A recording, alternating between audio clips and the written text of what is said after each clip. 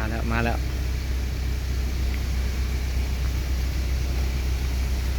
อ่ะจอดปากกามาดิ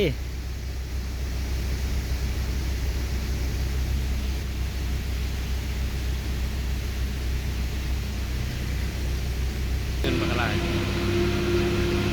เขามาขึ้นเล่นนี่ได้แท้รถตัวอยากแซงอีกรถเมล์นะบางเวียนทันไปพื้นถึงทางโอ้บางเวียน มับหาโอ้ทางนั้นมาแล้วว้าขี้ต้มเฮียลงคันแล้ว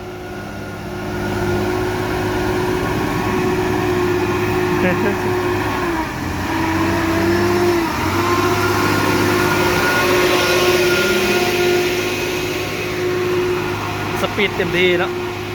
มันต้มเฮียเลย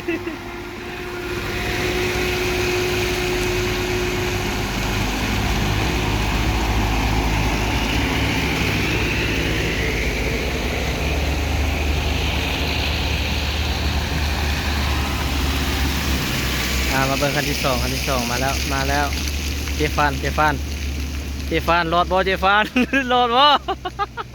เจอแล้วได้เอาแอร์เลย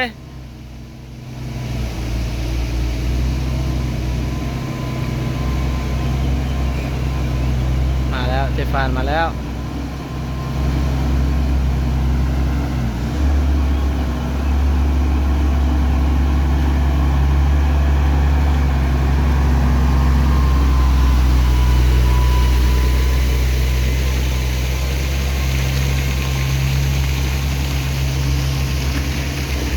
สันนี่500เลยนี่สัตว์สุดยอดเลยแกแห้งอยู่เรียบร้อยแล้วคันนั้นน่ะ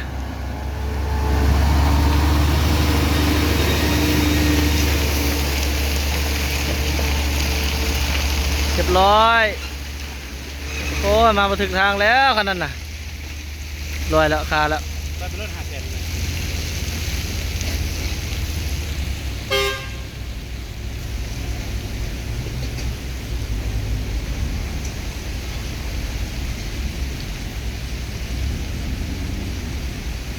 ถอยมันก็ขึ้นคลองใหม่อะไรรถคนเล่านี่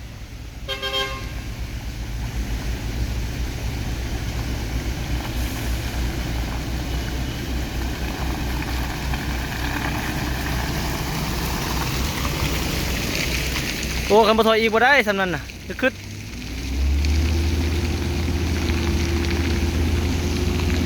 ยอกเอาจนยางระเบิดมาดู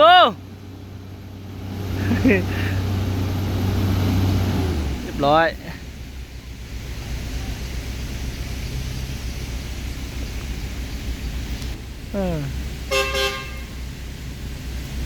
เป็นแบบมาไม่ได้ดอกเข้ามาเมื่อกี้นี่ก็ยังมาได้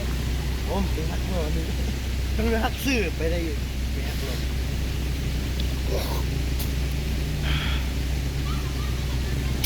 ลมเมียด่าแล้ว อำนาจเมียเห็นว่าอำนาจเมียโตยาสุรินเด้อกับระบบเมียเด้อ ดินกับไอ้ดินยังมาดินกับเมีย เมียสั่งการนั่นนี่หัวหน้าใหญ่ลงมาสั่งการเองเลย จัดเลยนะ ยอกซ้ำสิยอกอ่ะยางระเบิดหมดแล้ว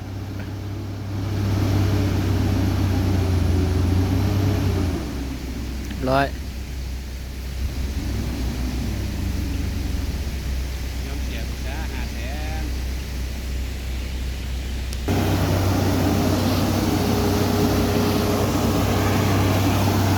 เฮ็ดจะสิเฮ็ดโอ้ขึ้นสวย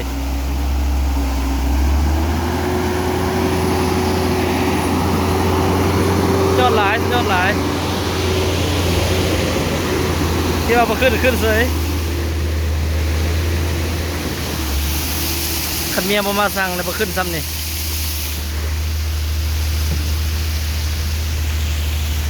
วิวน้ำตกตาดเลย เพื่อนอะขักแท้ทางนี่เอาอันนี้รถจีนเนาะอันนี้รถเวียด ไปเวียดเลยไปน้องเวียดนามเขา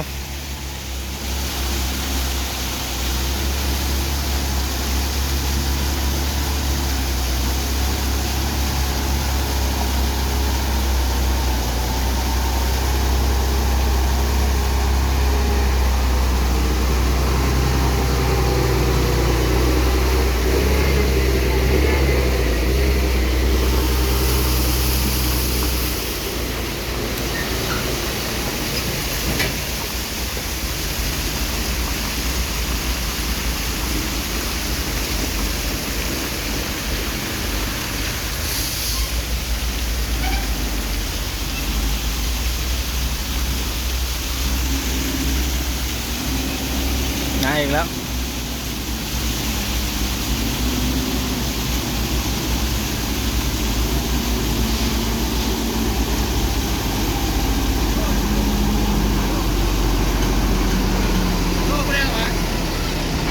ข้าม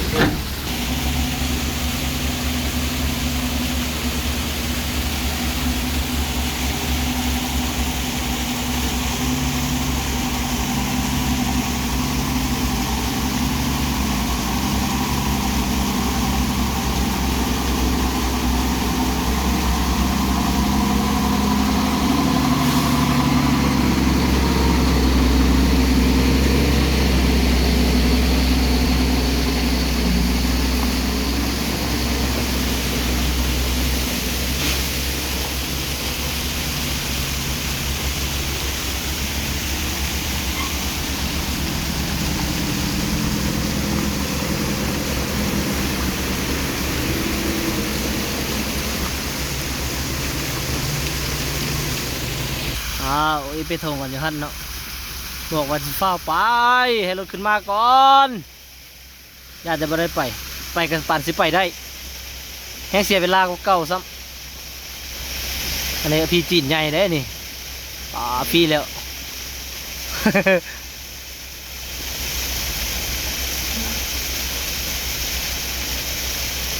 พี่แล้วพี่จีนใหญ่พี่แล้ว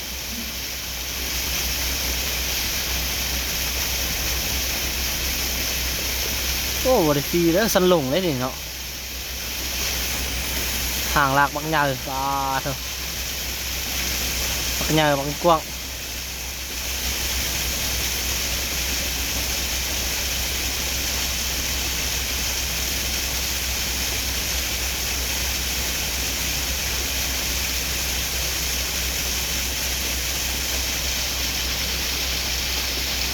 เมืองลัดลาวตกแล้วไปไม่ได้แล้ว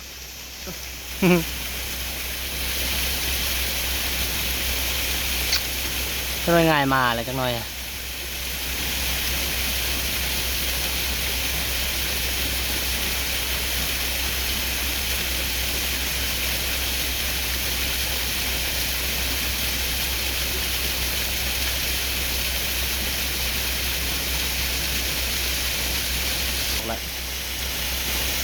ถอยก่อนถอยก่อน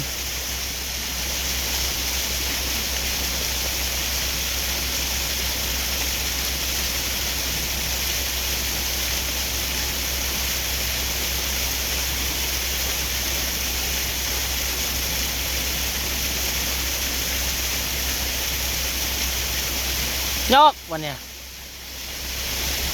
โอ้แหงขนาดรถมันป้ายำหับแหงขนาดโอ้มาเล่นนี่เซย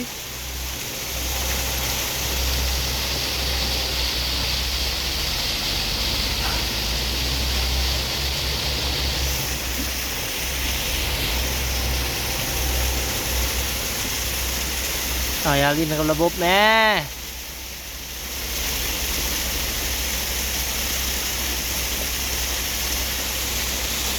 ป้าต้องเสียน้ำตกตาลนี่จัดสะอ่อนฮะ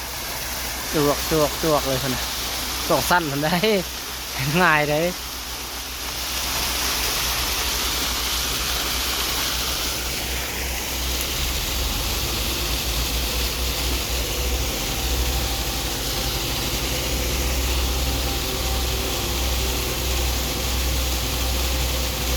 น่าจะเป็นสันลุงเนาะยี่ห้อนี้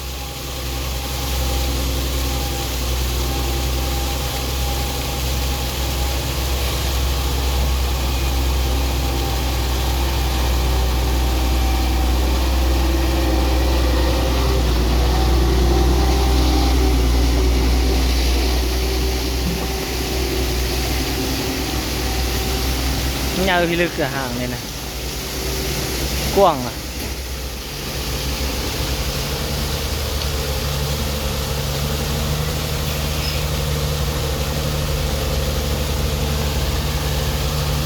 นี่ก็สันลงคือกัน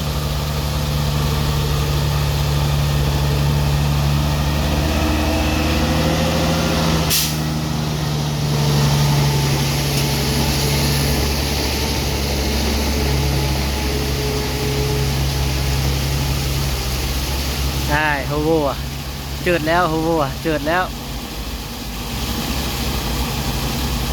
อย่าเด้ออย่าเด้ออย่าลืมกับระบบเด้อ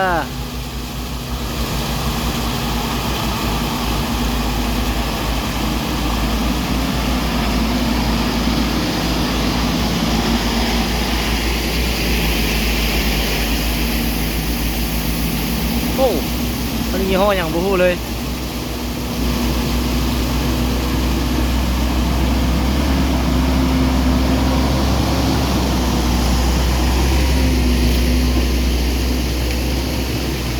น่าจะเป็นเฮเล็ก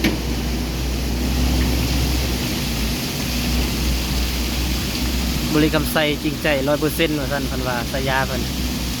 สายาไอ้หนุ่มรถลาก